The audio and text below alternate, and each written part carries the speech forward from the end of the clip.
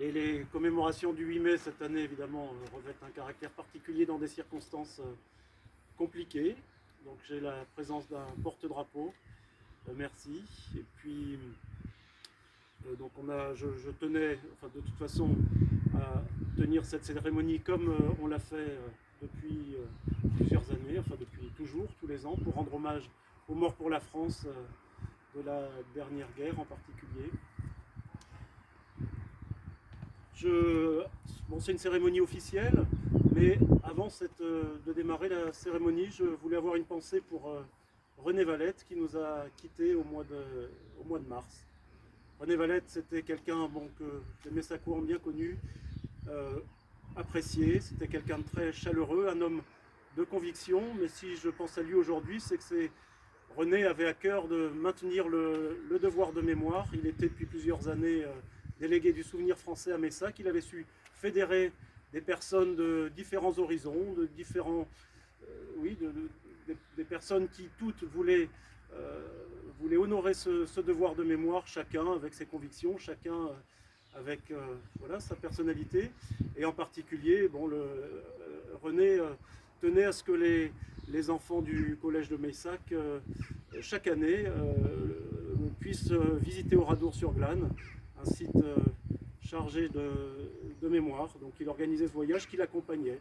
Il en parlait avec beaucoup de chaleur et je pense vraiment à lui aujourd'hui. Et puis bon, toute l'action qu'il faisait, très volontairement aussi à travers le souvenir français, pour la rénovation des tombes. Je me souviens d'une cérémonie à l'Ostange qu'il avait préparé. Tout ce que faisait René était préparé impeccablement, mené avec entrain et conviction. Donc je pense à lui aujourd'hui, à ses proches. Également à son frère Raymond Valette qui n'est pas présent. Raymond Valette, délégué de la FNACA, ancien combattant d'Algérie, Maroc-Tunisie, qui lui aussi est toujours actif dans les cérémonies, dans les commémorations, qui m'accompagne à chaque fois. Voilà, c'est une longue histoire avec Raymond. Raymond est chez lui aujourd'hui, confiné. Donc j'ai une pensée particulière pour René et Raymond Valette. Donc il y a 75 ans, le 8 mai 1945, la capitulation de l'Allemagne marquait la victoire des Alliés. Chaque année, le souvenir des Messacois tués à la guerre de 39-45 s'efface doucement. Il y a encore quelques Messacois qui se rappellent de certains noms qui sont gravés sur ces monuments. Et donc j'ai une pensée toute particulière aujourd'hui pour René Roumieux, pour Georges Marbouty qui est tué le 18 mai 1940 à Bohain-en-Aisne, il avait 22 ans, de François Vaille, mort tout près d'ici le 7 juin 1944 dans l'attaque d'un convoi à Noailles, il avait 18 ans, de Charles Albert qui a été pendu à Tulle par les SS le 9 juin 1944 à l'âge de 30 ans, d'Albert Cabrolier qui est né en 1907 à Nardy, qui s'est marié en Bretagne dans les Côtes-d'Armor, qui avait 3 enfants, qui tenait un café à Perros-Guirec, qui était membre de la résistance locale et qui a été arrêté le 4 juin 1944 et qui est mort en avril 1945 dans un camp de concentration près de Hambourg. Et enfin, de Joseph Mérignac, tué il y a 75 ans exactement aujourd'hui, le 8 mai 1945 à Brux, en Allemagne. Donc en hommage aux morts pour la France, aux victimes civiles et militaires, nous déposons une gerbe au pied du monument.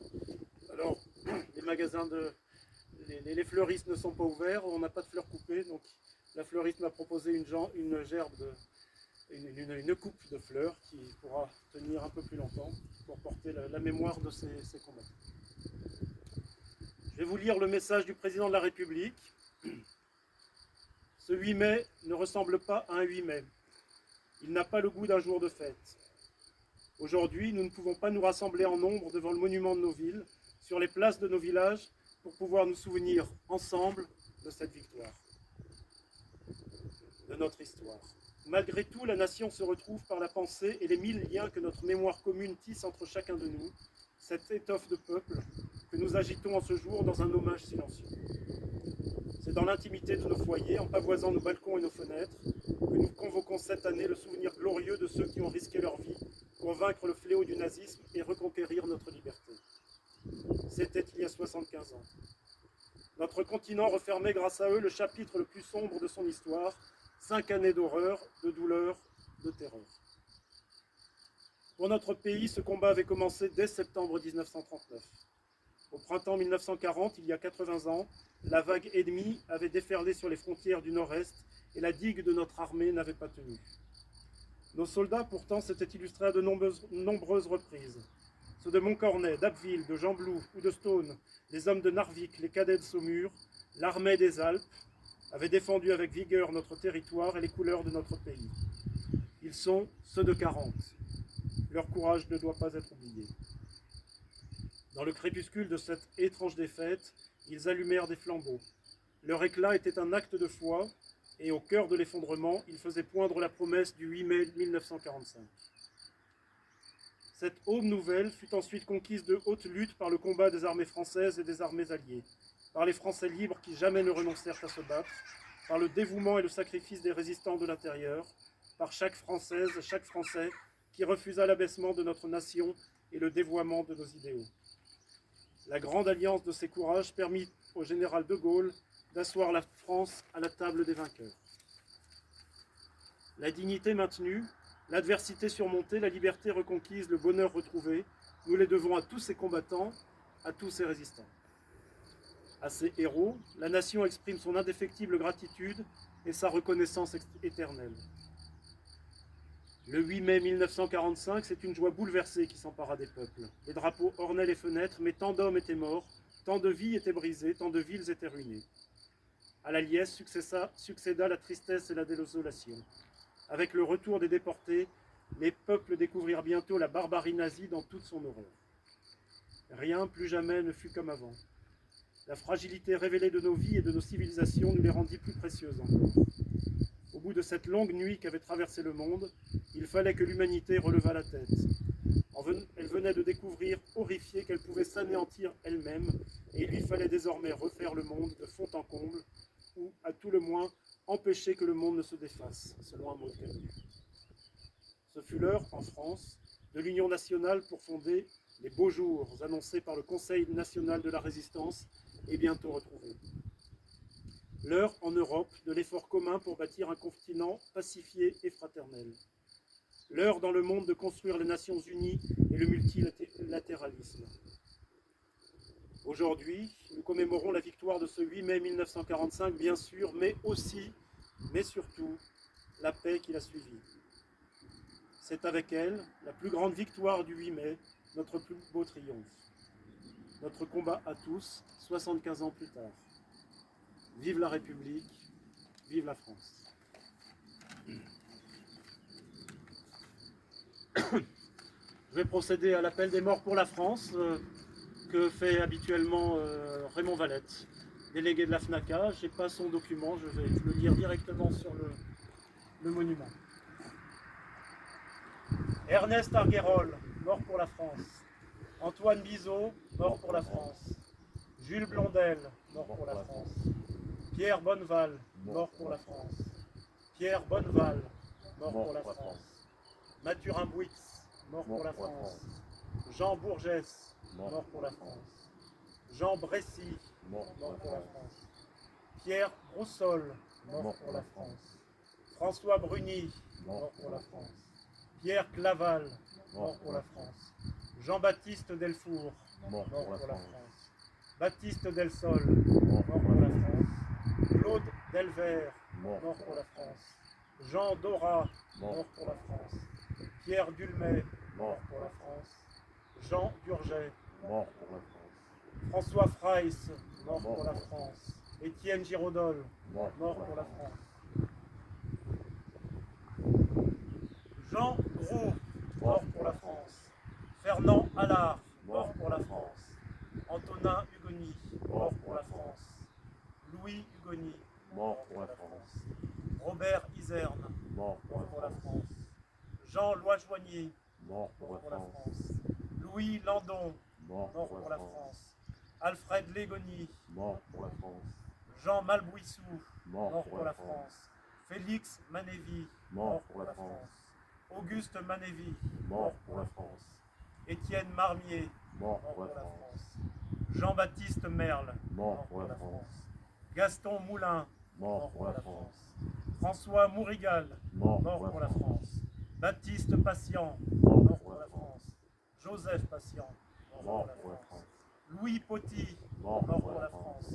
Eugène Pimon, Mort pour la France. Gabriel Pointeau, Mort pour pour la la France. France. Joseph Ponchet, Mort mort pour la France. Antoine Porte, Mort pour la France. Louis Rabès, mort pour la France. Séverin Réboli, Mort pour la France. Raymond Ray, Mort pour la France. Henri Rigaud, Mort pour la France. Léopold Rivière, Mort pour mort la pour la France. France. François Rouffignac, Mort pour la France. Joseph Roux, Mort pour la France. Pierre Salvant, Mort pour la France. Valentin Salva, Mort pour la France. Pierre Sains, Mort pour la France. Bertin Soustre, Mort pour la France. Johannes Tilly, Mort pour la France. Marcelin Tilly, Mort pour la France. Virgin Valette, Mort pour la France. Joseph Valette, Mort pour la France. François Vauzou, Mort pour la France. Pierre Védrenne, Mort pour la France. Marc Valls, Mort pour la France.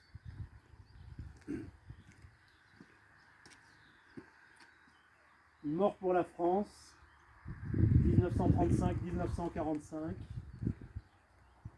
Je crois que j'ai oublié. Jean-Baptiste Lasserre, Mort pour la France. 1939-1945. Jean Petiti, mort pour la France. Albert Charles, Mort mort pour la France. Georges Marbouti, Mort pour la France. Albert Cabrelier, Mort pour la France. Joseph Mérignac, Mort pour la France. François Vaille, Mort pour la France. Et je dirais Indochine, René Roumieux, mort pour la France. Jean Péquiti, mort pour la France. Je n'en suis pas certain. Voilà, nous allons observer un moment de recueillement.